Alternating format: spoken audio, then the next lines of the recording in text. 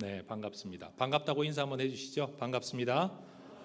네, 저희 교회 다녀가신 장로님들 말고 저를 아는 분 안 계시죠 혹시? 저희 불안한 과거를 아는 분이 계실까봐.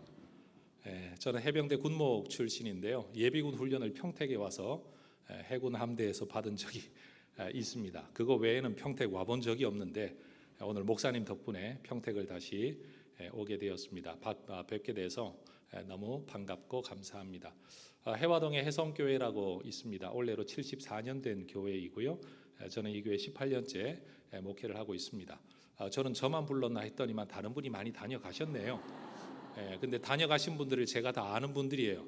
제 친구의 오빠 권오규 목사님, 제 군목 1년 선배 고동훈 목사님, 다 아는 분들이라서 굉장히 반갑습니다. 제가 뒤에 온다는 걸 알면 전화라도 해줄 만한데 전화를 안 해주시는 거 보니까 제가 인생을 잘 살지는 못한 것 같습니다. 부흥회, 교회 설립 기념 부흥회. 사실은 교회 설립 기념 부흥회를 하면 저희 교회에서는 교회론에 대한 설교를 주로 합니다. 그래도 교회가 세워진 이유, 우리가 하나님의 자녀로 함께 모여 신앙생활하게 된 이유, 아마 여러분 평생에 몇 개의 교회를 더 다니시게 될는지 제가 알지는 못하지만 옮기면 옮길수록 건강하지 않은 삶이라는 건 분명할 겁니다. 한 교회에 깊이 뿌리 내려서 아마 죽을 때까지 한 교회를 섬기는 것은 예수쟁이들이 누릴 수 있는 큰 은혜의 특권 가운데 저는 하나일 거라고 생각을 합니다.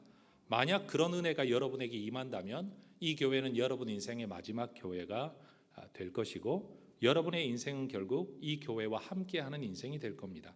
교회가 평안하면 여러분도 평안할 것이고 교회가 어려우면 여러분도 어려워지게 될 겁니다. 분쟁 있는 교회 다니는 분들 만나 보셨죠?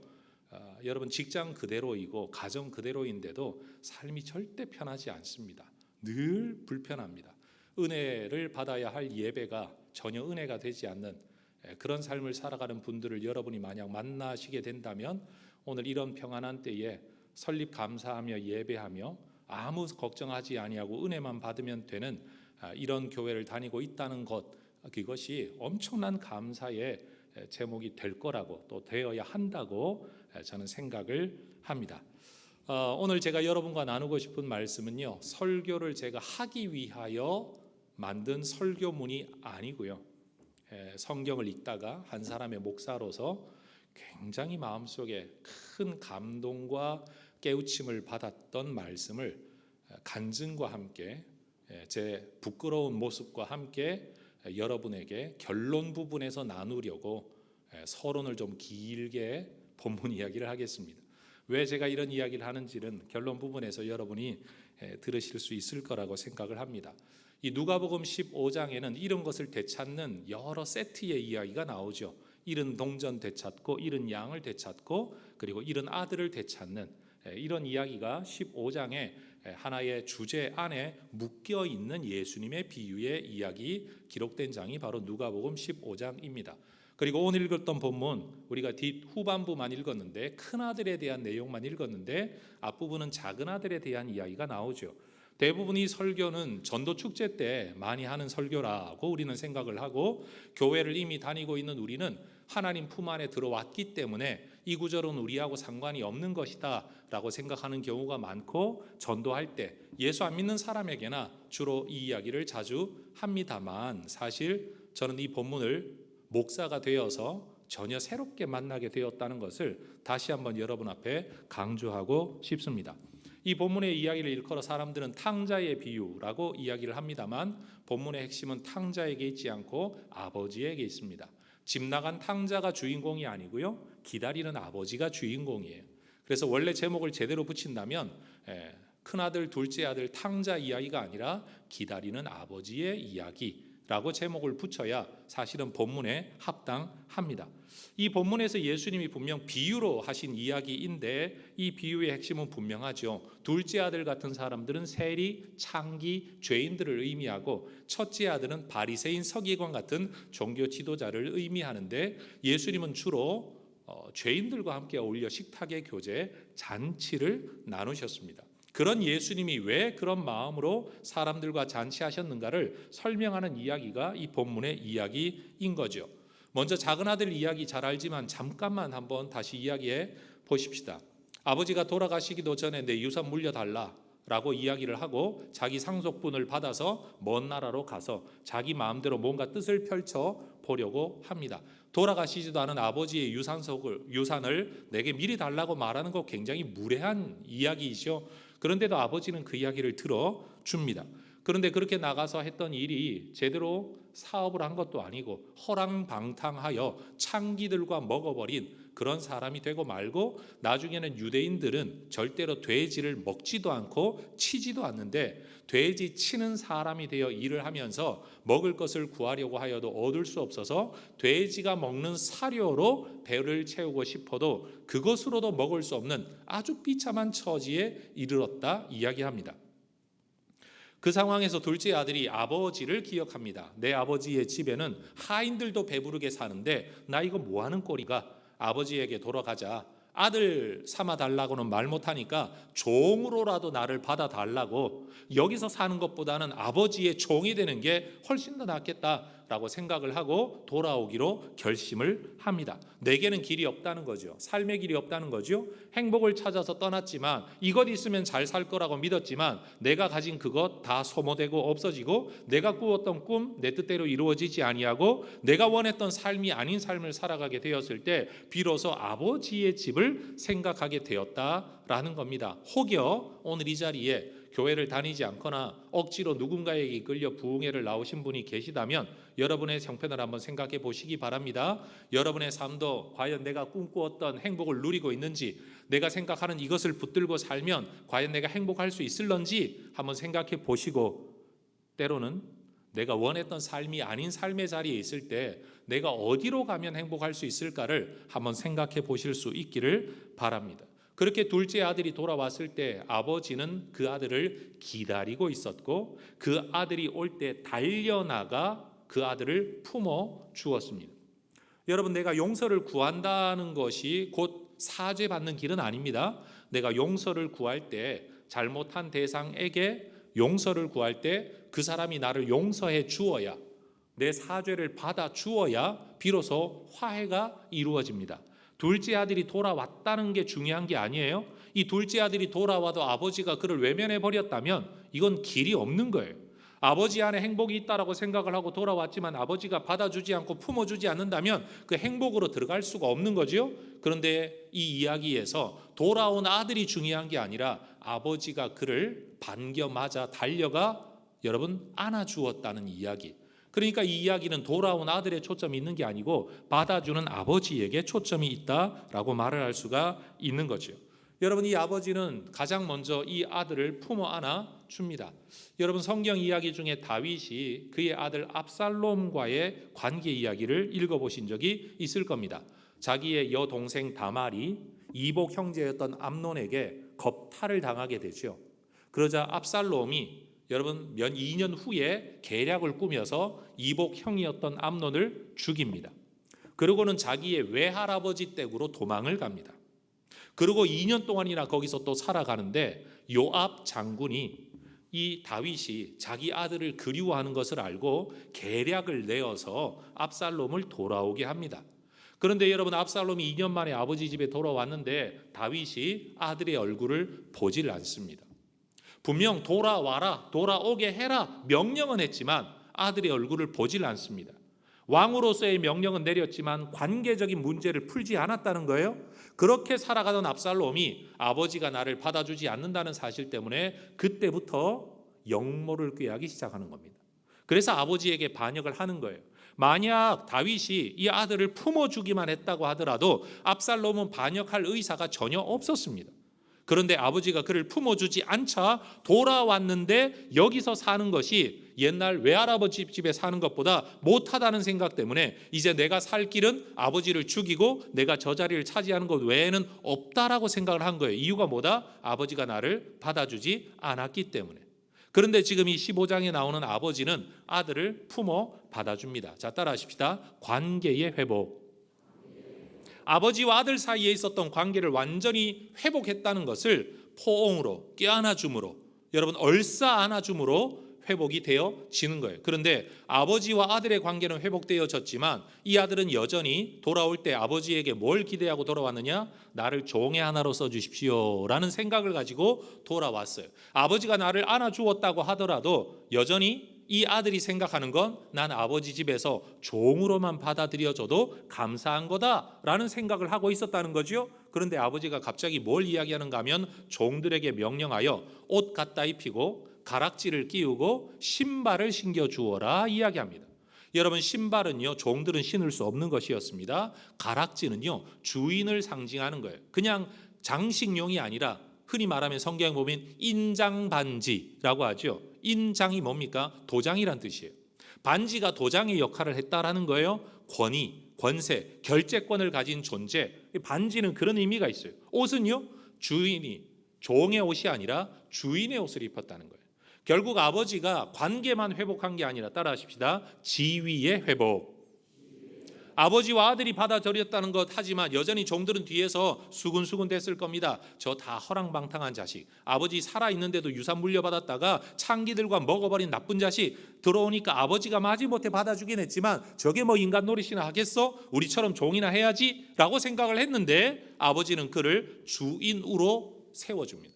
그러니까 종들에게 옷, 가락지, 신발 이거 다 갖다 입히고 신기라 라고 말하는 것은 이 사람이 원래의 자리, 둘째 아들의 자리로 회복되어졌다라는 것을 보여주는 일종의 데몬스트레이션, 시위열.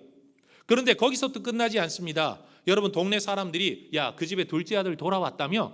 허랑방탕한 그 자식 말이야, 인간 같지도 않은 놈이 돌아왔다며? 그런데도 아버지가 용서해 줬다며? 라고 말을 하면 여러분, 집 밖에 나가기 얼마나 부끄러웠겠어요? 근데 아버지는요, 아들이 돌아옴을 인하여 마을 사람들을 초청하여 잔치를 합니다. 이 잔치는 뭔가 하면요, 이 아들이 속해 있는 이 집이 속해 있는 모든 관계성 안에서 이 아들이 원래의 자리로 회복되어졌다는 것을 보여주는, 자, 따라하십시다, 공동체의 회복. 정확하게 말하면 공동체 안에서의 회복이에요. 아버지와의 관계가 회복되고 집안에서의 신분이 회복되고 동네에서 이 사람의 원래의 자리가 회복되어졌음을 선언하는 자리예요. 여기 젊은 분들, 청년분들이 많이 계신데 여러분, 한 남자와 한 여자가 사랑하여 함께 살면 일종의, 예를 들어 이거 동거라고 이야기한다면 두 사람의 관계는요, 사랑 또는 평생을 약속한 관계가 될 수 있습니다. 그런데 성경이 말하는 결혼은, 혼인은 그게 아니에요. 두 사람의 사랑이라는 관계 그 위에 양가 집안이 함께하여서 두 사람이 우리 집안의 사람으로 받아들여진다라는 것을 서약하게 합니다. 이해가 되시죠? 그런데 그게 또 다가 아니에요.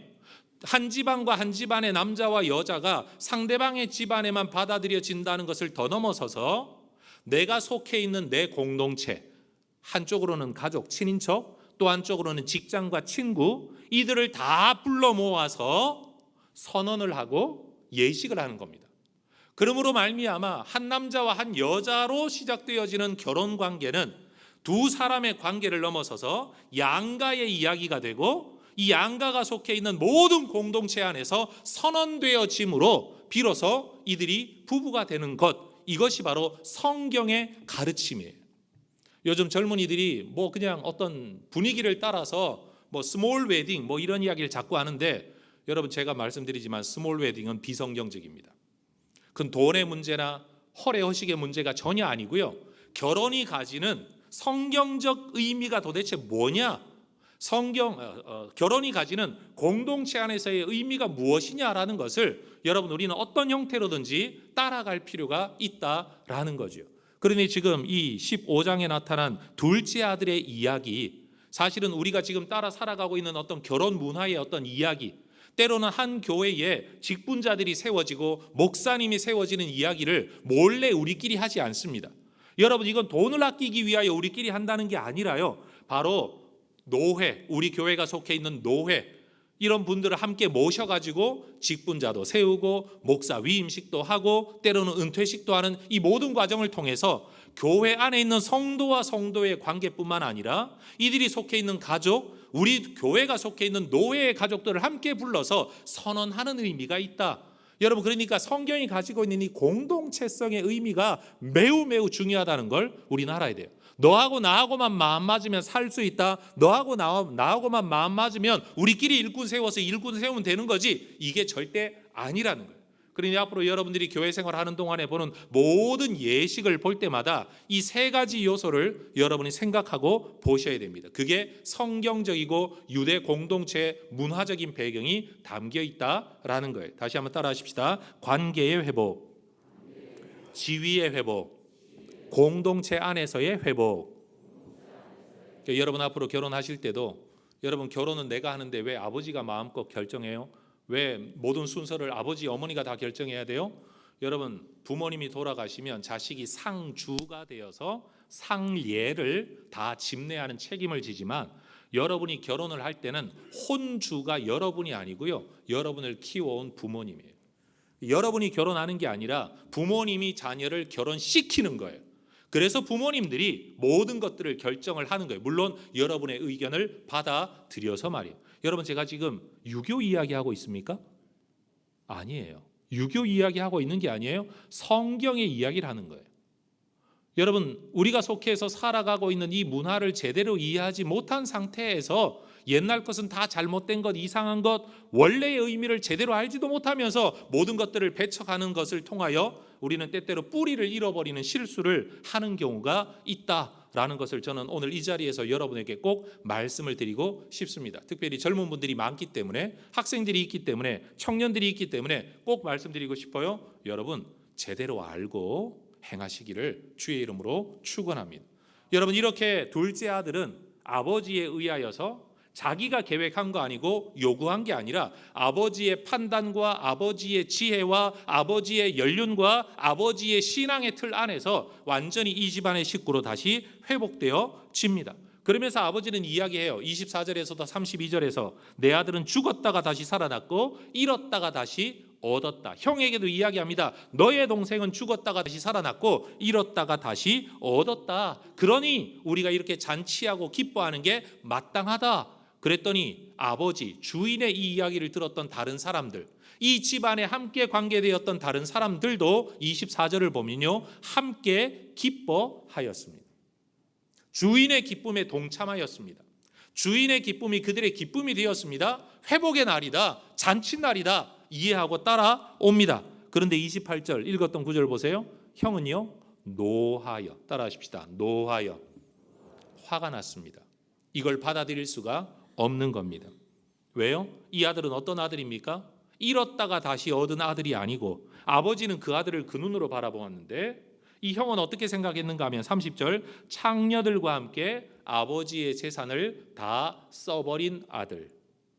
한 사람을 두고 아버지의 관점과 큰아들의 관점이 완전히 달랐습니다. 여러분, 큰아들이 밭에서 일을 하다가 돌아올 때 집안에서 풍악 소리가 나오는 것을 보고 이게 무슨 일인가 궁금했습니다. 그럼 제가 질문해 볼게요. 여러분, 둘째 아들이 집을 나간 이후로 이 집안에 풍악이 있었습니까? 없었습니까? 잔치가 있었을까요? 없었을까요? 굉장히 어렵죠, 질문이. 정답은요, 없었다라는 거예요. 왜요? 있었다면 무슨 일이 있나 보다 형이 그냥 들어갔을 거예요. 그런데 이 무슨 일이냐라고 말하는 것은 요 근래에 없었던 일이 일어났다라는 거죠. 다시 말합니다. 여러분, 풍악, 춤추는 소리를 듣고라고 성경이 이야기를 합니다. 여러분, 춤을 추는데 소리가 들리나요? 또 어려운 질문을 제가 드리네요. 이 집안에서 일어난 춤은요, 요즘 사람들이 추는 힙합 춤이나 혼자 하는 춤이 아니고 우리나라로 따지면 강강수월래처럼 공동체가 집단적으로 추는 춤이에요. 풍악 소리에 맞춰서 춤추는 소리를 들었다라는 것은 사람들이 앉아서 음악을 즐기면서 음식을 먹은 것이 아니라 내 몸으로 춤을 함께 추면서 소리를 내면서 이 상황을 즐기고 있었다는 것을 성경은 우리에게 가르쳐 주는 거예요. 그러니 여러분, 큰아들에게는 굉장히 이례적인 상황을 맞이하게 된 겁니다. 이때 성경을 보면 26절에 큰아들이요, 한 종을 불러 이 무슨 일이냐라고 묻습니다. 자, 따라하십시다. 한 종을 불러. 그럼 제가 또 질문할게요. 질문 많이 하는 목사 되게 밉죠. 여러분의 생각을 참여시키기 위함이니까 한번 대답해 보셔요. 여러분, 큰 아들이 밭에 나가서 일을 해야만 할 만큼 이 집에는 일꾼이 없었던 걸까요? 질문이 또 어렵군요. 풀어서 이야기하겠습니다. 큰 아들이 작은 아들을 기다리는 아버지를 버려놓고서라도 나라도 밭에 가서 일을 해야만 먹고 살 만한 집안이었을까요? 아니라는 거 분명히 알 수 있죠. 종도 한 명만 있었다면 종을 불러 그랬을 겁니다. 그렇죠? 네. 그런데 한 종을 불러라고 말을 하는 걸 보면 여기에 종이 한 명이 있었다 아니면 여러 명이 있었다? 여러 명이 있었다. 그러면 제가 또 질문할게요. 그러면 큰아들이 왜 꼭 밭에 가서 일을 해야만 했을까요? 아버지는 늘 둘째 아들을 기다리고 있는데 상상을 한번 해보십시다. 그러면 매일은 아니더라도 어느 날은 종을 불러 네가 나가 밭에 일을 해라. 여기서부터 여기까지 뭘 하든지 네가 일을 해라. 나는 오늘 아버지를 모시고 저 동구 밖에 나가서 동생을 좀 기다려야 되겠다. 여러분 그럴 수 있잖아요. 아니 매일은 아니라도 그 동생이 미워서 정말로 꼴보기는 싫지만 매일 기다리는 아버지 때문에라도 여러분 그 몇 년 동안의 허랑방탕한 삶 말고 단 하루라도 단 2번이라도 아버지를 모시고 나가서 함께 앉아 동생을 기다렸다면 이 동생 돌아왔을 때 형의 마음이 과연 이랬을까? 그의 반응이 이랬을까? 생각해 볼 수 있죠. 뭐 상상하면 이런 거죠. 아버지하고 함께 나가가지고 기다리는데 돌아오지 않잖아요. 짜증나잖아요. 화나잖아요. 그럼 동생을 욕할 수 있잖아요. 그놈의 자식 어렸을 때부터 알아봤습니다. 자기 것만 알고 아무것도 모르고 아버지 마음 헤아리지도 못하고 이놈이 나쁜 놈입니다. 막 욕을 하면 아버지가 그래 네 동생 나쁜 놈이다 그러시겠어요? 보면 아마 그럴 거예요. 그 애가 그래도 성품은 착하다.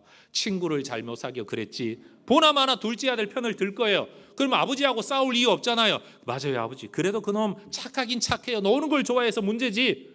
그래도 아버지가 이렇게 기다리는 걸 알면 빨리 돌아와야 될 텐데 왜 안 돌아오는지 모르겠어요. 돌아오면 내가 다리 몽댕이를 분질러 버릴 거예요. 여러분 이런 이야기라도 하면서 아버지에 맺혀 있는 속을 큰아들이 한 번이라도 2번이라도 풀어주었었다면 아마 둘째 아들 동생이 돌아왔을 때 그도 함께 기뻐할 수 있었을 겁니다.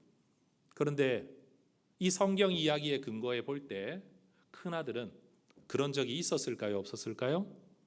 없었던 것 같아요. 그런데 큰아들도 나름대로는 할 말이 있습니다.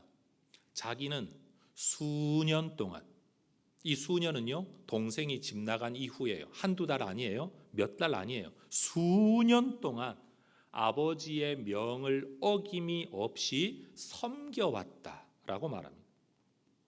그런데 이 동생은 한꺼번에 재산을 다 탕진했는데 명을 어기지 않은 게 아니라 창녀들과 놀아나 버렸다. 수년 동안 나는 일을 했는데 이놈은 수년 동안 놀고 먹었다. 이게 큰 아들 마음속에 있는 아픔이었어요. 더군다나 나는 그 수년 동안 일을 하는 동안에 살진 송아지 한 마리도 잡아먹고 즐긴 적이 없는데 염소 한 마리도. 그런데 지금 집 나간 아들 탕진 다 하고 난 아들이 돌아오니까 집에서 살진 송아지를 아버지가 잡았다. 여러분 수년 동안 명을 어기지 않고 일하는 사람한테는 염소 한 마리도 안 주고 나가가지고 엉뚱한 짓 하고 재산 다 탕진하고 돌아온 아들을 위하여 살진 송아지를 잡았다. 화가 나요 안 나요? 여러분 성인 군자이시죠? 저는 진짜 화가 나요. 어떻게 그럴 수가 있어요? 이 큰아들의 관점에서는요 아버지의 재산을 탕진해 버린 동생도 탕자이고요 쓸모없는 이런 동생 같은 놈에게 송아지를 잡아 물질을 허비하고 있는 아버지는 탕부였어요. 바로 이 포인트가 팀 켈러라는 목사님이 탕부 하나님이라는 책을 쓰게 된 포인트예요. 다시 말해 가치 없는 대상에게 허비하는 존재. 그러니까 둘째 아들은 탕자이고 그런 아들에게 돈을 쓰는 아버지는 탕부인 거예요. 이게 큰아들의 관점이었어요. 여러분 이 큰아들이 가지고 있었던 이 관점을 우리가 보면서 여러분 그래도 아니 형이 그러면 안 되지 라는 생각을 하십니까? 아니면 나는 형이 이해가 돼. 자 투표 한번 하십시다. 자, 나는 형이 이해가 돼. 손. 예, 손 내리고. 그래도 형이 그러면 안 되지. 손. 예. 제가 한번 이야기를 해볼게요. 마태복음 20장에 보면 예수님의 또 다른 비유가 나옵니다. 포도원 품꾼의 비유라고 제목이 붙어 있어요. 포도밭의 주인이 포도밭에 일이 필요해서 인력 시장에 나가서 사람을 사옵니다. 이른 새벽에 나갔더니 일거리를 찾으러 온 사람들이 모여 있을 거 아니에요? 그중에 당신 우리 밭에 가서 일하면 오늘 하루 품삯 줄게. 갈 거냐? 가겠다. 그래서 쉬러 갔어요. 그리고 오전 9시에 다시 나와가지고 또 사람을 구하는 거예요. 아무리 봐도 사람이 더 필요한 것 같다. 9시에도 기다리고 있는 사람, 어디 팔려가지 못한 사람들 우리 밭에 가서 일하겠냐? 하루 품삯 주겠다. 또 데리고 갔어요. 그랬더니 12시에 나와가지고요, 또 사람을 데리고 가고, 오후 3시에 나와서도 또 사람을 데리고 가고요, 오후 5시에, 6시면 일 마치는데 오후 5시에 거기를 지나가다가 보니까 아직도 어디에도 일하러 가지 못한 사람이 거기 있는 거예요. 그래서 이 주인이 이야기하는 겁니다. 비록 1시간밖에 남지 않았지만 1시간이라도 가서 일하겠냐? 그럼 내가 정해진 품삯을 주겠다. 여러분, 이 사람이 가겠어요, 안 가겠어요? 당연히 가죠. 왜냐하면 만약 오늘 일 못하고 집에 돌아가면 허탕인데 저 자식 굶겨야 되는데 일을 하기 때문에 얼마나 좋아요? 왔어요. 그래서 6시 딱 되니까 1시간 일하고 딱 마치고 이제 주인이 품삯을 주기 시작합니다. 그런데 희한하죠? 주인이 늦게 온 사람부터 돈을 주기 시작해요. 일당을 10만 원이라고 치십시다. 여러분, 1시간 일한 사람한테 10만 원을 딱 주는 순간 새벽에 온 사람들이 난리가 났습니다. 야, 1시간이 10만 원이야. 그럼 우린 도대체 얼마야? 곱하기 몇 시간은 아니더라도 최소한 저거 몇 배는 받겠구나 기대할 수 있어야 하네요. 하겠죠. 그런데 5시에 온 사람이 10만 원인데 3시에 온 사람도 10만 원, 12시도 10만 원, 9시도 10만 원까지 갔는데 새벽에 온 사람들이 10만 원을 받고 화가 나기 시작했어요. 아니, 이게 말이 되냐? 영어로 이게 페어하냐 이게? 1시간 일한 사람이 10만 원인데 새벽부터 일한 우리, 떼약볕을 견디고 일한 우리가 10만 원이라는 게 말이 되냐? 자, 또 투표하십시다. 이 주인이 말이 된다.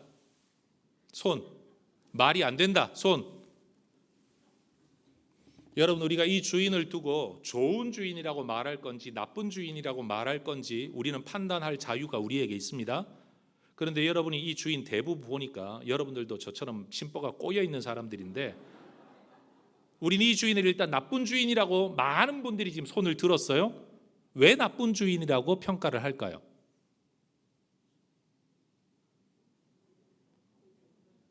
제가 이렇게 해석을 해볼게요. 우리를 오후 5시에 온 사람과 동일시하지 않고 새벽에 온 사람과 나를 동일시하고 있는 거예요. 내가 만약 오후 5시에 부름받은 사람 같은 그런 입장에서 이 주인을 바라보면 이런 주인이 없죠. 그래, 새벽부터 일을 하나, 내 대낮부터 일을 하나, 저녁부터 일을 하나, 어차피 한 집안을 먹여 살려야 될 가장인데 그냥 주인이 자기 가진 걸 가지고 그를 좀 베풀었고 호의를 베푼 건데 잘했다 라고 생각할 수 있잖아요. 그런데 우리를 오후 5시에 부름받은 일꾼으로 동일시하는 게 아니라 누구와 동일시해요?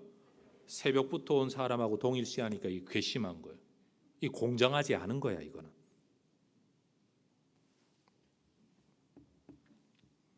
누가복음 15장에 지금 이 아들들, 아버지 이야기 말고도 잃은 양 이야기가 나와요. 우리가 기도할 때 이런 말 잘하죠. 우리 주님은 99마리 양을 두고 한 마리 양을 찾으러 가시는 분. 자, 이 주인이 제정신이다, 손. 제정신이 아니다, 손. 저는 제정신이 아닌 것 같아요. 99마리는 내버려 두면 여러분 그 자리에 그대로 있을 거라는 보장이 있나요? 없잖아요. 한 마리 이미 잃어버린 거, 아니 그놈 어쩔 수 없다. 99마리를 지켜야지. 여기서 또 한 마리 잃어버릴지 또 10마리를 잃어버릴지 모르는데 한 마리, 그건 사람이 있으면 찾아보내지만 사람이 없다면 어쩔 수 없는 거다. 그게 맞잖아요. 저와 같은 분이 계셔서 감사합니다. 그런데 99마리를 내어버려 두고 한 마리를 찾으러 간다? 여러분, 이 목자가 제정신입니까? 그런데 성도들은요, 이 이야기만 들으면 또 은혜를 받아. 또 왜? 자기를 누구하고 동일시해요? 99마리 양과 동일시하는 게 아니라 한 마리 양과 동일시하는 거예요. 여러분, 우리가 그 스탠딩 포인트라 그러죠. 내가 서 있는 자리가 어디냐에 따라서 이게 보는 각도가, 평가가 다 달라져요. 오늘 본문에서 작은 아들을 오랫동안 기다렸던 아버지, 작은 아들만 편애하는 것 같지만 여러분 성경을 한번 보세요. 28절을 보면요, 큰 아들이 집에 들어가기를 싫어했어요. 노하여서 집에 들어가기를 싫어했어요. 그때 아버지가 집 밖으로 나와서 큰 아들을 달랩니다. 형이 되어서 마음을 그렇게밖에 못 쓰냐, 밴댕이 소갈딱지냐 라고 혼낼 수도 있고, 당장 끌고 들어와라 라고 말할 수도 있는데, 아버지가요 직접 나와서 설명하고 설득합니다. 작은 아들을 기다렸던 아버지는 큰 아들도 기다리는 분이셨어요. 그리고 그에게 하는 말이 뭡니까? 나는 잃었던 아들을 찾아 너무 행복한데, 너무 기쁜데 너도 나와 함께 기뻐해 주면 안 되겠니? 네가 가지고 있는 생각 틀렸다 이렇게 말하지 않습니다. 동생이 잘했다라고도 말하지 않습니다. 내가 잃은 아들을 내가 찾았다는 이 자체로 나는 참 기쁜데 너도 기뻐해 주면 안 되겠니? 라고 이야기를 합니다.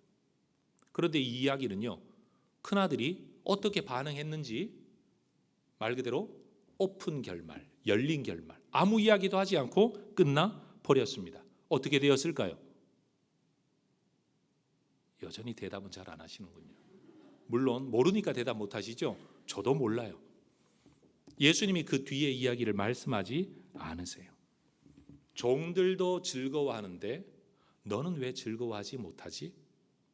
종들은 핏방울 하나 섞이지 않았는데, 종들은 재산 하나 나누어 가지는 것도 없는데, 내 주인인 내가 기쁘다는 이유 때문에 저들도 기뻐하는데 너는 왜 기뻐하지 못하지? 여러분, 큰아들이 왜 기뻐하지 않았을까요?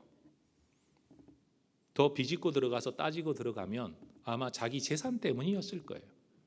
아버지가 그렇게 동생을 기다릴 때 자기가 밭에 나가서 일을 열심히 했던 이유가 뭘까요? 이제 남아있는 재산은 다 누구 거다? 내 거다. 왜? 동생 자기 목 다 가지고 갔으니까. 염소 새끼라도 주어 한 마리 섬기지 못했다. 염소 새끼 왜 안 먹었을까요? 아까워서. 왜? 내 거니까.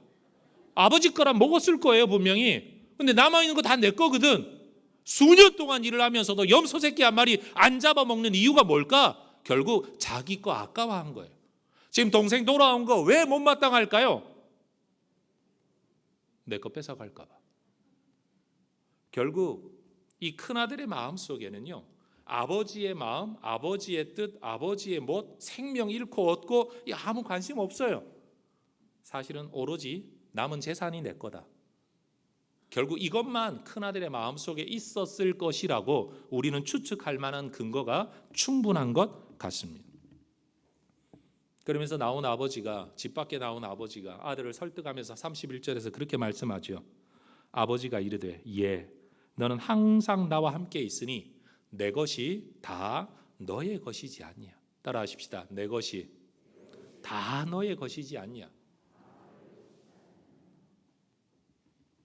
아버지가 이 말씀할 때 아버지에 대하여 섭섭함을 가지고 있었던 큰 아들의 섭섭함은요, 아버지 때문이 아니었습니다. 아버지가 염소 먹지 말라고 한 것도 아니고 송아지도 먹지 말라고 한 거 아니고 너 맨날 나가 떼약볕에서 일만 해라, 그거 아버지가 시킨 거 아닙니다. 자기가 한 거예요. 자기 생각 때문에, 자기 이익 때문에, 자기 계산 때문에 자기가 그렇게 한 것뿐이에요. 어느 날 아버지와 함께 동구 밖에 나가면서 자기가 일을 하지 않는다고 해서 아버지가 큰아들을 욕할 일이 없었을 것이고, 수년 동안 일하는 동안에 염소 새끼를 좀 잡아 친구들과 즐겼다고 해서 아버지가 야, 넌 동생이 집 나갔는데 그게 목구멍에 넘어가냐? 라고 혼내지도 않았을 거예요. 그런데 큰아들은 자기 계산, 자기 생각 때문에 자기가 그렇게 살아놓고 그 모든 책임을 누구에게 돌려요? 아버지에게 돌리고 있고 동생에게 돌리고 있는 거예요. 그런 면에서 작은 아들은요, 아버지 바깥에서 행복을 추구하는, 행복이 아버지 안에 있는데 아버지 바깥에서 행복을 추구했다는 면에서 탕자이고요. 큰아들은 아버지 안에 행복이 있다는 것을 알긴 알지만 그 행복을 누린 적도 없는, 누리지도 못하는 또 다른 탕자였어요. 아버지는 둘째 아들만 기다리는 분이 아니라 큰아들도 기다리는 분이셨던 것처럼, 여러분, 우리 하나님이 우리에게 대하여 지금 하고 계신 말씀이 바로 이것이에요. 형의 이 관점은요, 그 당시 종교 지도자들의 시각이었어요. 1회에 이틀씩 내가 금식을 하고 11조를 할 때 정상적인 수입의 11조만 하는 게 아니라 부수입의 11조까지도 꼬박꼬박 하는 우리는 외면하고, 세리, 창기, 죄인들, 그들과 함께 먹고 마시는 예수님에게 굉장히 섭섭했어요. 그러면서 그 섭섭함을 비난으로 표현했죠. 저는 죄인들과 함께 먹고 마신다. 저는 세리와 죄인의 친구로다 라는 말로 예수님을 비난했어요.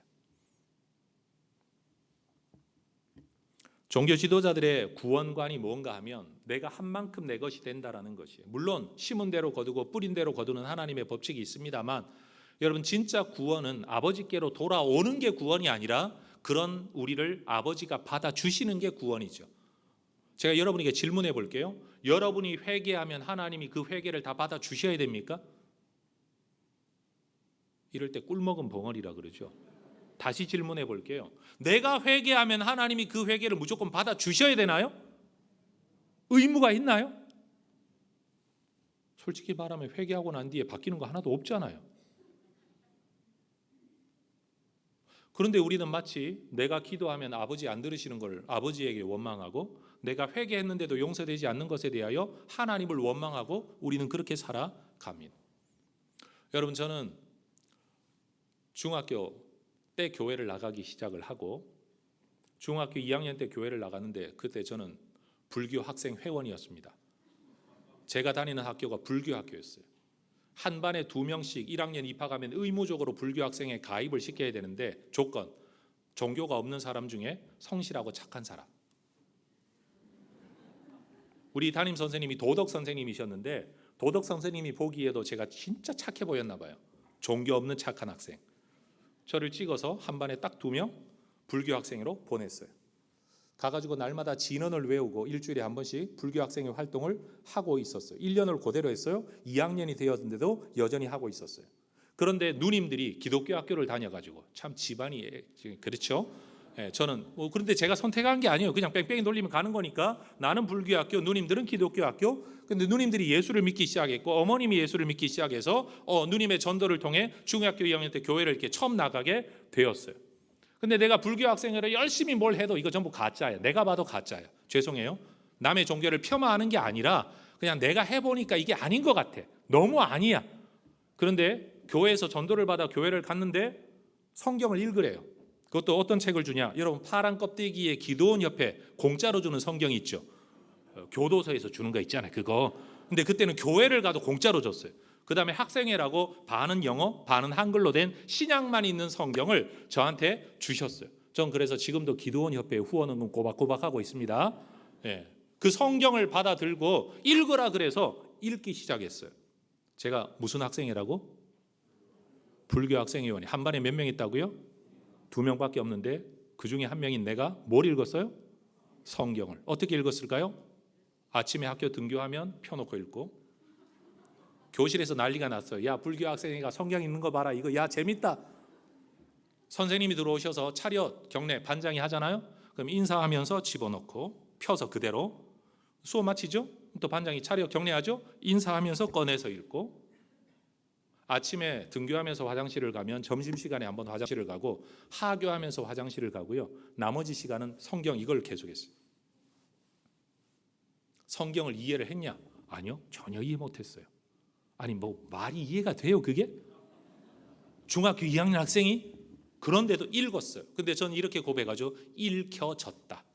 읽은 게 아니라 그냥 읽혀졌다. 모르고도 그냥 읽었어요. 재미있었어요. 그러니까 중학교 2학년 한 해에 신약을 7번 읽었어요. 좀 놀라주세요 좀. 여러분 한 번도 안 읽잖아. 중학교 2학년 학생이 그랬다는데. 그런데 희한하죠?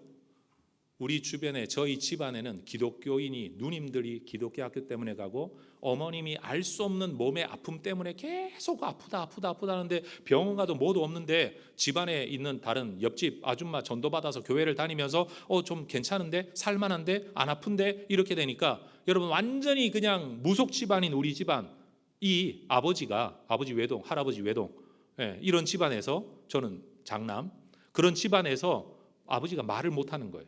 교회 못 간다는 말을 못하는 거예요.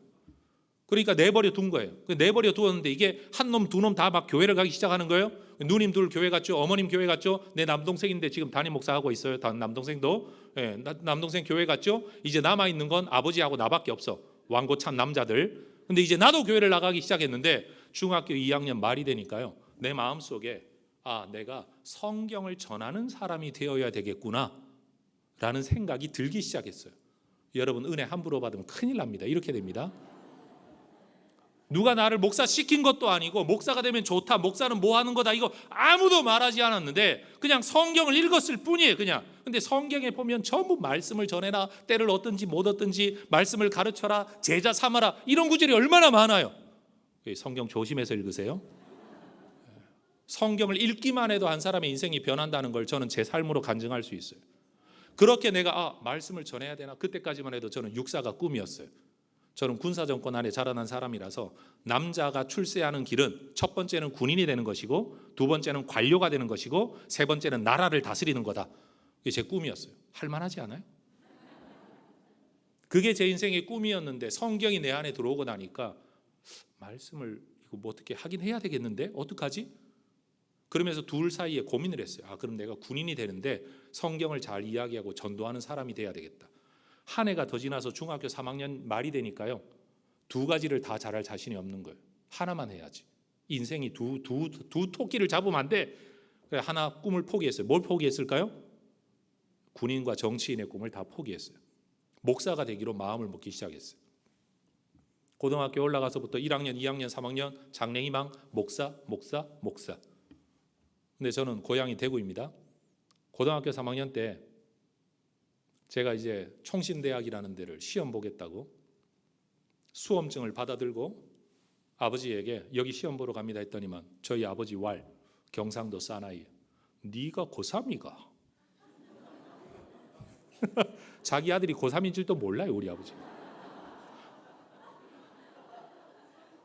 그리고 총신대 신학과 적혀 있으니까 여기가 뭐 하는 데냐 통신대학이냐. 통신대학은 들은 적이 있는데 총신대는 들어본 적이 없는 분이에요. 목사 되는 데입니다. 그랬더니만 저희 아버지께서 수험표를 딱 보다가 엎어놓으시고 가출을 했어요. 내가 가출한 게 아니고 우리 아버지가 가출하셨고. 왜냐하면 제가 좀 싹수가 보이는 놈이었거든요. 고등학교 때 학생회장도 하고 학도호국 단장도 하고 뭐 그런 거 하잖아요. 그런 거 하고 여러분 뭐가 이렇게 이놈이 집안을 일으킬 만한 놈이다. 제가 진짜 범생으로 살았거든요. 그런데 우리 아버지의 꿈이 와르르르 다 무너지는 거예요. 아들을 뺏겼다는 생각을 하셨다 그러더라고요. 그때. 근데 놀라운 건 내 동생이 2살 아래인데 내 고등학교 후배거든요. 이놈이 돈 벌어가지고 형 돕겠다 하더니만 이놈도 은혜를 받아버려가지고 자기도 총신대학을 가겠다고 수험표를 내밀었는데 우리 아버지와 형제가 같은 길을 가는 게 좋다. 아니 나 때는 그래 놓고. 그리고 저희 아버지도 대학 갈 때 등록금 한번 대주시고 그 이후로 학비 대주신 적이 없어요. 네가 알아서 살아라. 그러고 살았어요. 전 진짜 학교 때 밥 많이 굶었어요. 굶어 보이는 인상은 아니잖아요. 진짜 집에서 뭘 지원을 못 받아가지고 굶고 살고 기도하고 살고 사역으로 살고 교회가 저를 키워서 여기까지 왔어요. 근데 여러분 그렇게 일찍부터 목회자가 되기로 마음먹고 그 다음 내가 사는 길은 교회 사역하는 거 외에 길이 없으니까 대학 2학년 나이 20살짜리가 개척교회 담임전도사까지 하면서 사역을 하면서 지금까지 목회 생활을 계속 하고 있어요. 여러분 저는 목회 외에는 할 줄 아는 게 없어요. 취미 없어요. 우리 부교육자가 다 알아요. 제 아내가 말해요. 어느 날 너무 답답하다. 야 너무 답답하다. 그러면서 여러분 딱 나갔는데 10분 만에 아내가 전화가 왔어요. 여보 당신 교회에 있지? 근데 진짜 내가 목양실에 앉아 있더라고요. 갈 데가 없는 거예요. 놀아본 적이 없는 거예요. 여러분 번쩍번쩍거리고 춤추는 데를 가본 적이 없어요. 제가 제대로 놀아본 적이 한 번도 없어요. 교회 외에는 없고 말씀 외에는 없는 거예요. 근데 여러분 제가 질병이 생겼어요. 무슨 질병이 생겼냐? 제가 그렇게 살다가 보니까요, 장로님들이 무지 밉더라고. 내가 교회를 위해 애쓰면 애쓸수록 성도들이 미운 거예요. 이것들은 교회를 안 섬기고 하나님을 안 섬기고 맨날 놀러 다니고. 코로나 시국에는요, 제가 속 터져 죽는 줄 알았어요. 인스타그램 보니까 친구를 막 지가 팔로우를 하지 말지, 팔로우를 했길래 나도 막 팔로우를 해줬지. 그러면 놀러 가는 건 안 올려야지. 그것도 주일날. 시간을 계산해 보니까 주일 예배 시간인데 놀러 가가지고 강원도에서 사진 올려놓고 어디서 사진 올려놓고 뭐 날씨가 어떻고 저쩌고 코로나 시국에 뻥 뚫린 가슴이 어쩌고 저쩌고. 지는 뻥 뚫렸을지 모르지만 나는 가슴이 허물어지더라고요. 그렇게 믿었던 애들인데, 믿었던 청년들이 결혼해서 애 낳고 사는데, 여러분 주일 예배 차 운전하면서 가면서 스마트폰 하나 켜놓고 예배 드렸다는 거예요. 그게 오가는 길에 그냥 켜놓은 게 예배 드렸다는 거예요. 그게 예배 드린 거예요. 운전한 거지. 얼마나 밉든지요. 그런데 제가 얼마 전이 아니지, 상당한 시간 전에 한 이야기를 들었어요. 친구로부터. 친구라고 하기에 나이가 많은 분인데 같이 목회하는 목사님 친구로부터 이야기를 듣기를, 야, 나 지금 진짜 희한한 목사님을 만났다. 어떤 목사님인데? 그랬더니만 그러는 거예요. 이분은 일주일에 2번을 골프 라운딩을 나간대요. 속으로, 그러고도 목회가 되나? 이 생각이 제일 먼저 떠올랐어요. 그런데 이야기를 계속 들었죠. 그런데 이분은 주일날 강대상에 서면 성도들이 그렇게 불쌍해 보인대요. 나는 일주일에 2번이나 골프 치고 내 인생을 인조이 하면서 사는데 우리 성도들은 과연 어떻게 살까? 그러니까 이분이 기도하면서 막 눈물을 흘리고 설교를 하면서 막 눈물을 흘리고, 그러면 성도들은 그 설교를 들으면서 우리 목사님은 사랑이 많으셔가지고 우리를 위해 저렇게 눈물을 흘리고 계신다. 교회가 성장하고 부흥한다는 거예요. 그런데 저는 설교를 하면요, 막 레이저가 나가고 막 칼이 나가는 거예요.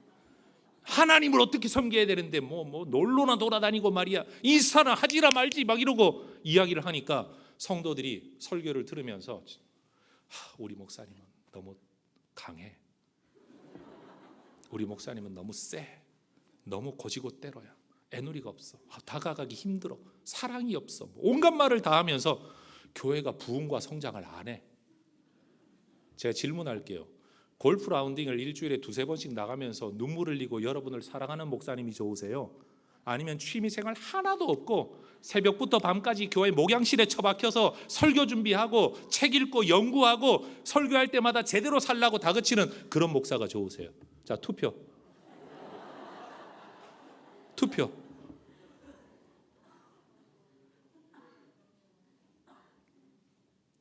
근데 제가요, 그런 마음을 가지면서 충성을 하나님께는 엄청 충성하겠다고, 내 인생 한 번밖에 없는 인생, 누구 격언을 읊어대면서 한 번밖에 없는 인생 녹슬어 없어지기보다는 달아서 없어지겠다 뭐 이런 말을 하게 하면서, 이게 제 말이 아니에요. 그러면서 하나님을 위해 충성을 하고 헌신하며 살아가는데, 내가 하나님을 위해서 열심히 일한다는 생각이 들면 들수록 나와 함께하지 않고 나보다 뒤처진다고 여겨지는 사람들이 다 미운 거예요. 꼴보기 싫은 거예요. 저러고도 장로야? 저러고도 집사야? 저러고도 교회를 사랑한다고? 뭐 3대 신앙, 5대 신앙 꼴값 떨고 있네. 이런 마음이 생기는 거예요. 그런 어느 날 제가 성경을 읽는데 큰아들 이야기가 눈에 들어오는 거예요. 나는 지금 어려운 가운데 믿음을 지키며 내가 볼 땐 부족해 보일는지 몰라도 아버지 앞에 나와서 나를 종의 하나로만 받아주세요, 예배 드리니 감사합니다 하는 성도들을 아버지께서 보실 때 과연 이것들아 낯짝이 있어야지, 우리 하나님이 그러시진 분명히 않을 텐데 아버지는 그들을 가락지 끼워주고 은혜 베풀어 주시고 막 품어주시고 안아주시고 있는데 나는 꼴보기 싫어 들어가기 싫은 거예요.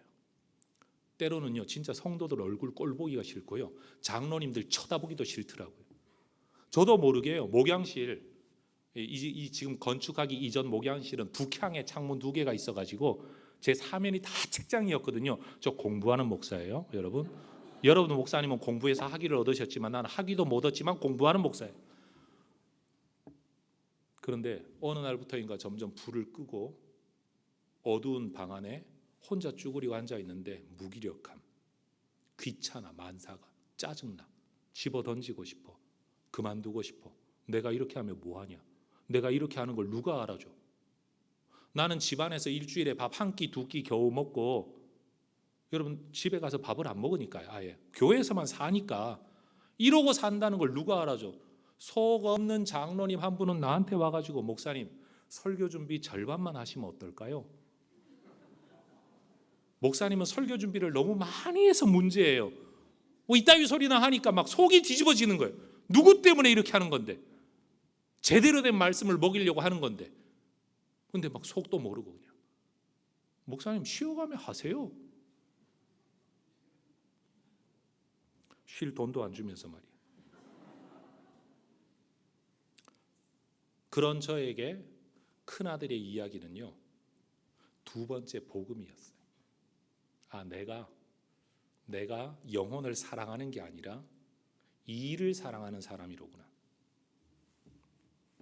내가 하나님의 마음을 품고 있는 사람이 아니고 내가 내 인생, 내 사명, 내가 하나님 앞에 받을 상급, 내 충성만 생각하는 사람이로구나. 그러니 아버지가 기뻐하시는 것을 내가 기뻐하지 못하고 있구나. 다시 말해 나는 새벽부터 온 품꾼으로 나를 생각하고 살고 있어서 5시, 3시에 와가지고 은혜를 누리고 있는 사람들을 보면 얄미운 거예요. 그래서 여러분 온라인 예배를 끊어버릴까 수백 번도 고민 더 했어요. 이 얍삽한 것들. 잠옷 입고 앉아가지고 그냥 편안하게 하면서 예배 드렸다고 말하는 이 얍삽한 것들. 내가 어떻게 준비한 설교인데 이 설교를 앉아서 듣겠다고, 누워서 듣겠다고, 지가 나와야지. 막 그래서 온라인 예배를 막 끊어버릴까 수백 번도 고민했는데 마음이 약해서 못 끊었어요. 아직도 하고 있어요. 아마 이 교회에도 남보다 더 교회를 섬기는 분들, 충성하고 헌신하는 분들, 더 걱정하는 분들은 그냥 그것으로 감사한 게 아니라 그러지 못한 사람들을 볼 때마다 아마 피해의식을 가질지 모르겠어요. 청년들도 그렇죠. 수련회 때 되고 성경학교 때 되면 나는 아르바이트고 뭐고 다 내려놓고 와서 교회 봉사하는데, 그죠? 그러면 또 교회에서 어른들은요, 당연히 그래야 되는 줄 알고 일만 있으면 날 불러. 일만 있으면 불러. 일만 있으면 시켜. 그런데 어쩌다가 교회 한번 나온 애들이 있으면 진짜 버선발로 나가가지고 목사님이 너 왔니요? 얼마나 어쩌고 저쩌고 막 격려해주고 칭찬해주고 이쁘다 그러고 넌 빨리 치워라 저거 라고 말하는 모습을 볼 때, 여러분 우리 여성분들 그러시잖아요. 평생 시부모 모시고 사는 며느리는 늘 천덕꾸러기고 어쩌다가 한번 쬐끄만한 선물 보따리 하나 들고 내려온 여러분 동서한테는 시부모님이 막 그 버선발로 나가가지고 막 이쁘다고 고맙다고 막 하면 속 상하잖아요. 죄송합니다. 저만 나쁜 놈입니다. 그래서 저는 요즘 이런 기도를 해요. 하나님, 충성하면서도 아버지의 마음을 품을 수 있으면 참 좋겠습니다. 이게 내 마음대로 안 되더라고요. 그래서 기도를 해요. 그냥 하나님, 내가 엄청나게 준비한 설교를 하더라도 성도들이 이뻐 보이면 좋겠습니다. 설교할 때 레이저가 나가는 게 아니라, 총칼이 나가는 게 아니라 하나님 긍휼의 마음이 나갈 수 있으면 좋겠습니다. 전 아직 뭐 드라마 보면서 울어본 적이 없는 사람이라 전 눈물이 없거든요. 좀 메마른 사람이에요. 그런데 충성하는 사람이고 성실한 사람. 제 아내가 저한테 대놓고 말합니다. 당신 마음껏 바람 펴도 돼요. 근데 내가 알아요. 당신은 그거 못한다는 거. 엄청난 신뢰를 얻는 남편 아닙니까? 근데 때때로는 섭섭하더라고. 나도 남자인데. 이런 생각. 다시 말하면 마치 나는 돌보지 않아도 일해야 될 사람인 것처럼, 내가 그렇게 살아왔구나. 그렇게. 다시 말하면 수년 동안 떼약볕을 견디며 일을 하더라도 염소 새끼 한 마리도 축내지 않을 사람이라고 인정은 받지만 정작 그 사람 속에는 뭐가 쌓여 있어요? 독이 쌓여가고 있었어요. 섭섭함이 쌓여가고 있었어요. 아버지의 기쁨을 자기 기쁨으로 받아들일 수 없는 완전히 엉뚱한 사람이 되어 있었어요. 오늘 찬양팀도 많이들 봉사하고 계신데 보나마나 내내 봉사하시죠. 때때로 땡땡이 치세요. 여러분이 안 해도 누군가 대타 뛸 사람이 있어요. 너 없으면 안 돼. 그 거짓말이에요. 여러분 없으면 누군가 하게 돼 있어. 뭐 예배는 드려야 되는 걸. 그런데 중요한 건 참고 봉사를 했는데 예배 시간에 은혜도 못 받고 정작 충성은 다 해놓고도 교회가 기쁨이 되지 않고 하나님이 기쁨이 되지 않는다면 어쩌면 우리는 전부 다 큰 아들 신드롬 속에 빠져서 살아가고 있는지도 모른다. 여러분 교회 설립 33주년이시라는데 여러분 교회가 기쁘세요?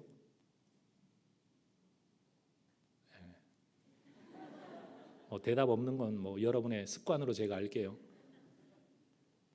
교회가 즐거우시고 목사님이 즐거우시고 함께 성도들과 예배하는 게 즐거우신지는 여쭙고 싶어요. 충성하죠. 일하죠. 애쓰죠. 누구보다도 많이 희생하고 헌신하죠. 그런데 여러분의 마음속에 큰아들의 마음이 쌓여 있지는 않으신지를 돌아보시기를 바랍니다. 새벽부터 일하며 떼약볕을 견딘 일꾼의식을 가지고 살 거냐? 나는 오후 5시에 부름받은 일꾼 같은 존재인데 나 같은 사람에게도 섬김의 기회를 주셨다. 내가 일한 건 1시간인데도 하루의 품삯을 내게 주셨다 라고 감사함으로 살아가느냐? 아니면 나는 하루 종일 일하고도 1시간 일한 놈만큼만 받고 살아가고 있다 라고 생각을 하느냐? 죽어 천당 가는 것만이 목적이라면요, 여러분 교회 오지 마시고요, 잘 놀고 잘 살다가 죽기 직전에 예수 믿으세요. 그게 제일이에요. 왜? 죽어 천당 가는 것만이 목적이라면 그렇게 살면 돼요. 그러지 않아요? 그래서 죽어 천당 가는 것만이 하나님이 주시는 가치 또는 대가의 전부라고 한다면 여러분 모태신앙만큼 불쌍한 사람 없죠.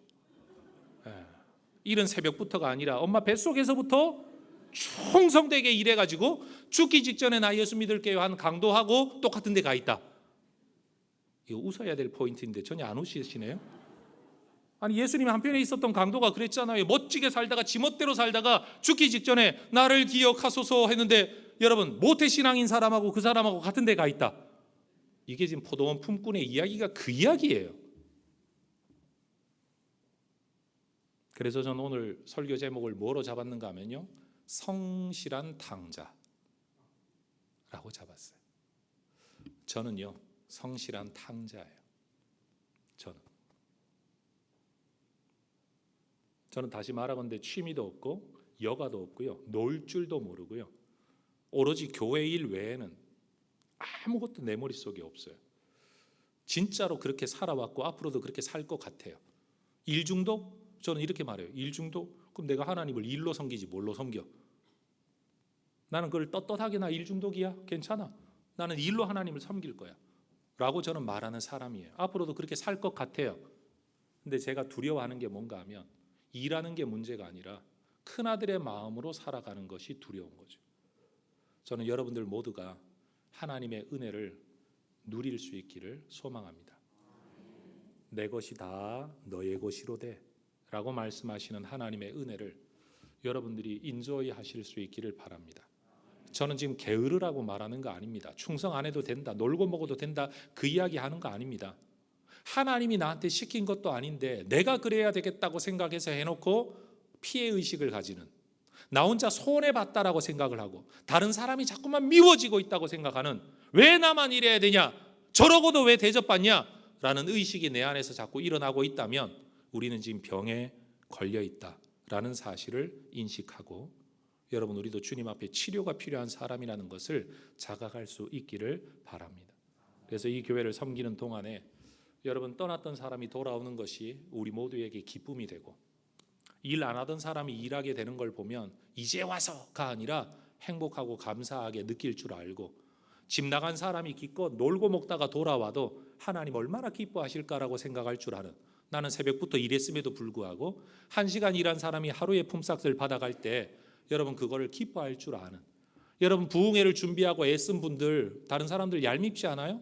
주차 안내하고 음식 준비하고 뭐 준비하고 막 순서 다 준비하고 찬양팀 준비하고 다 했는데 기껏해 딱 왔다가 앉았다가 은혜 받았다고 막 이번 집회 나는 너무 은혜 받았어 막 이런 사람들 보면 여러분 열받지 않으세요? 여러분 나는 봉사하느라고 욕먹었는데, 나는 잘 안내 못해서 힘들었는데, 나는 저 주차 안내하느라고 집회도 제대로 못 들어왔는데, 나는 설교도 제대로 못 들었는데 아무것도 안 한 저 사람 은혜 받았다 그러면 더 열받죠.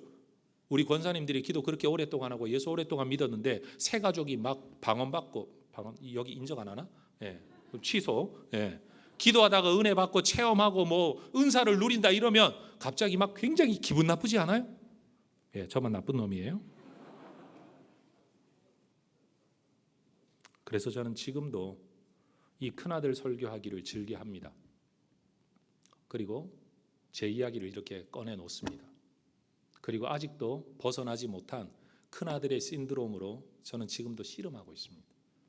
열심히 하는 건 충성인데 열심히 하는 그의 삶이 누군가를 미워하게 만들고 있다면, 기뻐하지 못하게 만들고 있다면, 예배, 교회, 성도들, 목회자들, 내가 하는 모든 삶을 하나님 안에서 인조이하지 못하게 만들고 있다면 우리는 충성한 성실한 사람들이지만 분명 또 다른 탕자이다. 여러분, 염소 새끼 많이 잡아 드시기를 주의 이름으로 축원합니다.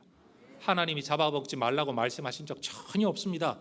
여러분, 너무 부럽네요. 여러분, 배나무 앞에서 야 바베큐 하면 저거 얼마나 맛있을까. 우리 동네는 불 피웠다가는 신고 들어옵니다. 난리 납니다. 우리 교회 행사한다고 에드벌론 한번 띄웠다가 여러분 수방사에서 여러분 연락이 와가지고 죽는 줄 알았습니다. 청와대 바로 옆에 있거든요. 예, 뭐 띄우면 난리 나요. 수방사에 당장 연락 와요. 아무것도 못해요. 여러분들 즐기시기 바랍니다.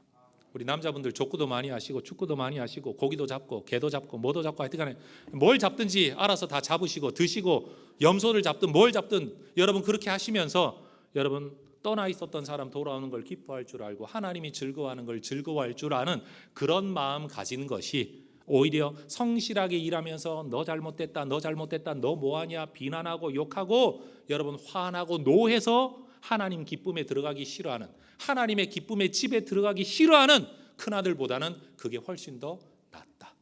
저는 여러분에게 그렇게 말씀드리고 싶습니다. 혹시 목사님 제가 지금 잘못 가르치고 있나요? 네. 전부 다 놀러 가면 어떡하지? 네. 전부 다 놀러 가는 뜻은 절대 아닙니다. 네. 언젠가 하나님 나라에서 만났을 때 저나 여러분이나 이 땅을 살면서도 세상을 살면서도 저는 하나님의 은혜를 많이 누리다가 왔어요. 염소 새끼 엄청 잡아먹다가 왔어요 라고 말할 수 있는 그런 하나님의 사람들 되기를 축복합니다.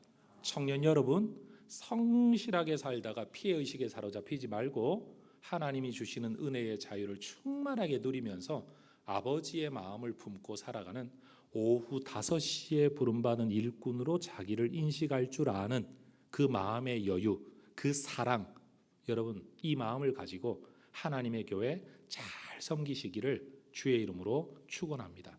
장로님들께 부탁드립니다. 일 좀 하고 성실한 사람들 종 부려먹듯 제발 좀 부리지 마시기를.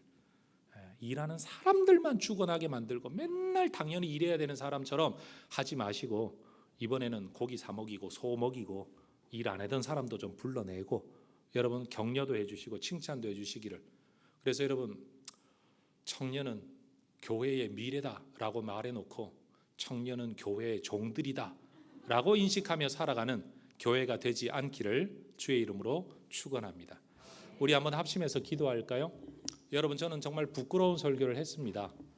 목사가 지가 하면 뭘 얼마나 한다고 자기 의에 빠져가지고 남들 다 가소롭게 보고 미움으로 보고 눈 아래로 깔아보았던 죄인이 바로 저입니다.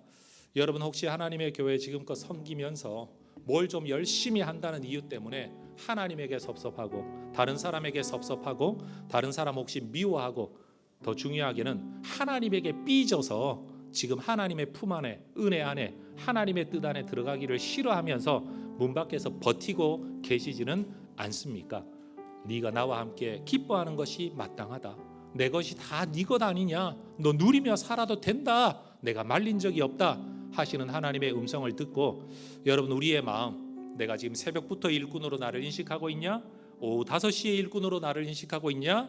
여러분, 우리를 돌아보면서 하나님 앞에 하나님 마음 헤아리지 못한 것, 아버지와 함께 동구 밖에 나가 한 번쯤 시간을 보내보지 못한 것, 우리 모두 한번 회개하는 기도를 주님 앞에 올려 드릴 수 있기를 바랍니다. 기도하십시다.